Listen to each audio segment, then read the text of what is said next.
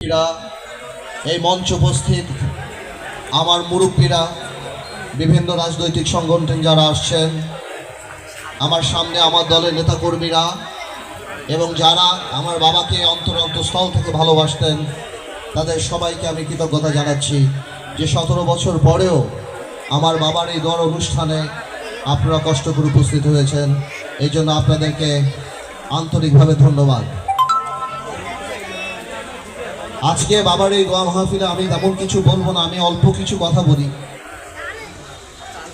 আমার পিতা মরহুম নাজিউর রহমান মঞ্জু সাহেবকে অবশ্যই সবচেয়ে কাছ থেকে দেখার সৌভাগ্য আমার হয়েছে, যেটা আমি আমার জীবনের অনেক পরবর্তী সময় উপলব্ধি করেছি যে আল্লাহ তাআলা পৃথিবীতে মানুষকে পাঠায়, তাকে ধন দেয়, সম্পত্তি দেয়, কাউকে সম্মান দেয়, কাউকে নাম দেয়, যশ দেয়, কিন্তু এর সব কিছুরই আমার নবী করিম সাল্লাল্লাহু আলাইহি ওয়াসাল্লাম থেকে আরম্ভ করে আল্লাহর যত বড় বড় বান্দা এই পৃথিবীতে আসছেন, তারা সবাই কিন্তু মানুষের জন্যই কাজ করে গেছেন।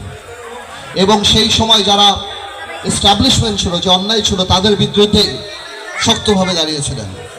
আজকে দেখেন আমার বাবার এই সুনাম, আমার বাবার ভোলার মানুষের পাশে দাঁড়ানো, শুধু ভোলা না, আমার বাবা যেখানে গিয়েছে মানুষের জয় করেছে, মন জয় করেছে। এখন যার সাথেই দেখা হয় বাংলাদেশে, বাবার কথা বললে বলে যে এই সিংহের মতো মানুষ, এত বড় হৃদয়, এত বড় মানুষ।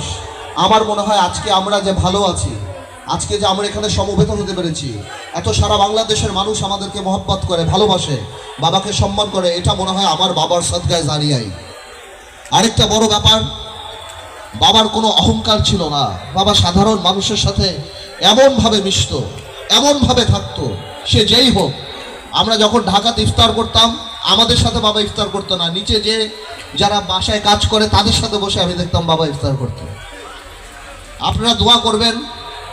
আমরা রাজনীতিতে অনেক কষ্ট, আমার বাবা সহ আরো অন্যান্য যারা ছিলেন, যাদের মৃত্যুতে মানুষের হৃদয় এখনো ছুঁয়ে যায়, এখনো তাদের কথা চিন্তা করলে চোখ দিয়ে পানি চলে আসে। আমি আর সময় নিব না, আপনাদের অনেক ধন্যবাদ। আপনারা দোয়া করবেন আল্লাহ জানি আমার বাবাকে বেহেশত নসিব করেন, এবং আপনি দোয়া করবেন আমরা জানি আমার বাবার নাম আরো উপরে উঠাতে পারি ইনশাল্লাহ। আমার বাবাকে জানি জীবনে ইনশাল্লাহ সেই কাল কিয়ামতের দিন যদি বাবার সাথে দেখা হওয়ার কোনো সুযোগ থাকে, তাহলে বলতে পারি যে ওনার নামকে আমরা ধরে রেখেছি এবং ইনশাল্লাহ আরো উপরে উঠানোর ব্যবস্থা করেছি। আপনাদের সবাইকে ধন্যবাদ। আল্লাহ হাফেজ, ভালো থাকবেন।